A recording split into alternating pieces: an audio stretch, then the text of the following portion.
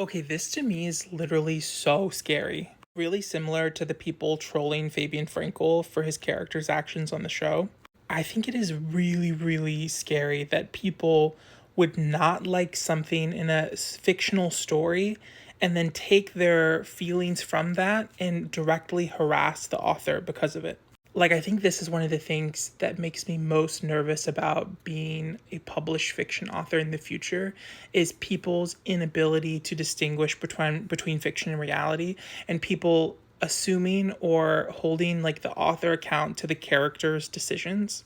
Because I think ultimately, like, when things like this happen, it limits artistic freedom, it limits creativity, it makes authors not feel as willing to let the story be what the story wants to be because for fear of what the audience might say. Of course, I think there's sometimes where audience criticism is like super valid and maybe the author is doing something genuinely harmful.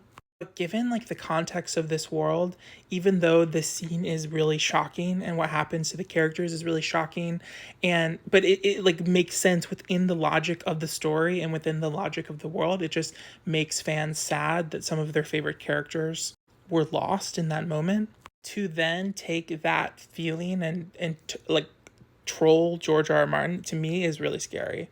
Like that, like we need to at that point, like what's going on? What's going on? Like you need to call a doctor, girl. Like if reading fiction or watching a television show or watching a film makes you feel so just out of this world upset, channel that anger into journaling.